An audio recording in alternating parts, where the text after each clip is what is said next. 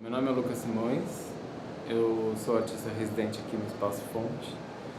Estou fazendo uma residência, cheguei no dia 14 agora de abril, fico até metade do mês que vem, de maio.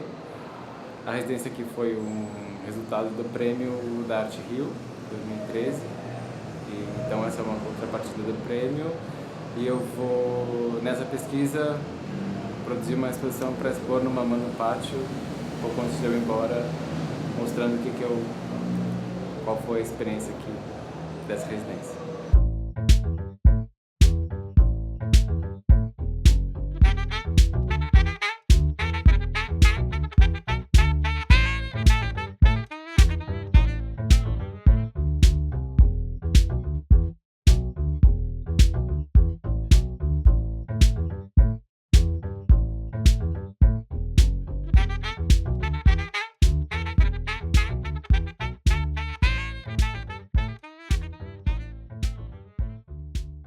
Como é a primeira vez que vim para o Recife, resolvi criar uma mitologia do Recife pela literatura e pelo relato, por guias turísticos, na maioria desatualizados até, para criar uma atmosfera de uma coisa que fosse encontrar, sabendo que essa coisa é diferente. Então, aqui tem alguns deles, tem um livro que é um relato de um professor de teatro argentino que veio para cá nos anos 60, e nesse diário ele descreve muito os percursos que ele fazia na rua, o nome das ruas e como as coisas eram. Além do percurso, ele, enfim, contava várias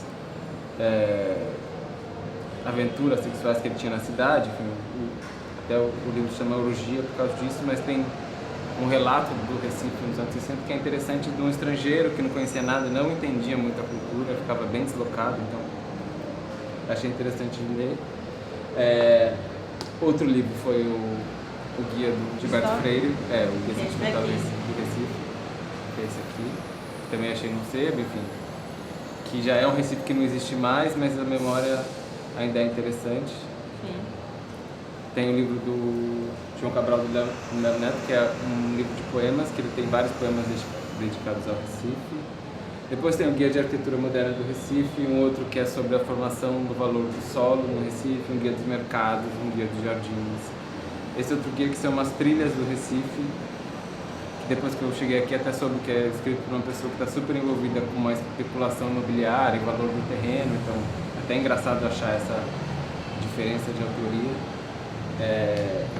E uns guias bem básicos, que esse é tipo uma revista sobre o Recife, chamada Ubernauta Recife, que é uma edição acho que de 93.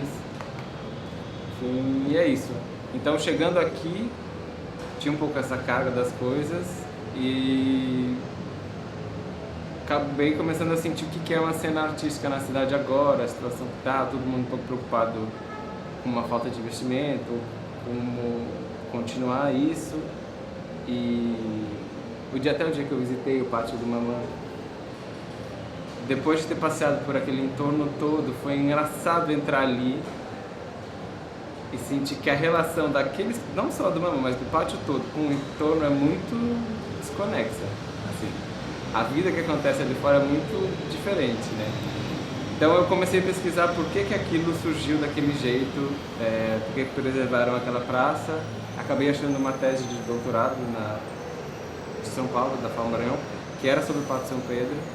Então é esse desenvolvimento cultural do pátio entre 1969 até 2008, quando tombaram as casas, como a Secretaria de Cultura chamou a Secretaria de Turismo para tornar aquilo turístico. O start da pesquisa veio nessa visita do Mamã, de entender um pouco o que eu posso propor para aquele lugar.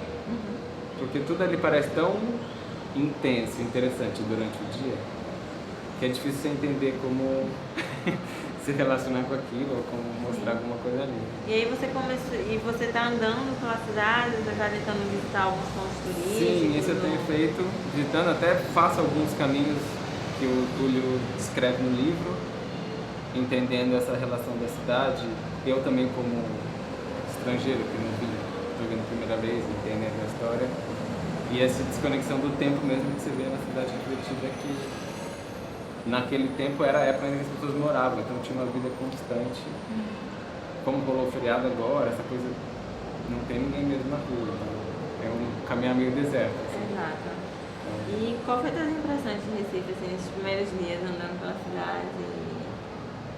A primeira impressão, assim, é lógico que a gente sempre acaba tentando combinar com uma coisa que a gente conhece, né? Então, a minha sensação é que era uma mistura de Rio de Janeiro e de Luanda, que é a capital de Angola, que eu trabalhei como arquiteto lá. Então, essa coisa das calçadas cobertas e um pouco do comércio da rua, lembra um pouco do Rio de Janeiro também.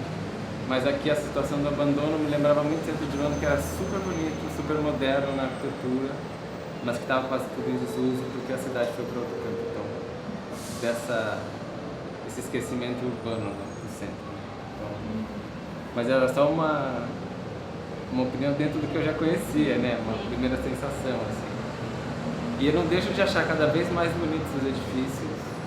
E acho que o processo de voltar está acontecendo e é sempre lento. A ideia que eu tinha antes do projeto era essa coisa de criar um corredor que só atravessasse o museu, que era criar um corredor como se fosse um corredor com um véu, alguma coisa não fechada, mas como se fosse um corredor de emergência, com a placa saída, lá pro quintalzinho, né? Sim. E chegar ali e não ter saída nenhuma.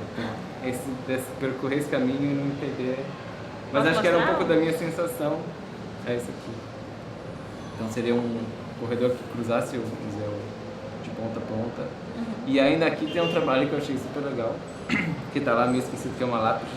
Que a gente não tem onde cair morto, não teve onde cair morto. Não teve onde cair morto. Foi uma ação do Espadas Artes, que é um evento que acontece assim, anualmente, a princípio. Então essa... E o artista ele tinha colocado várias lápides daquela ali no pátio, na frente do Mamãe. Ah, tá, entendi.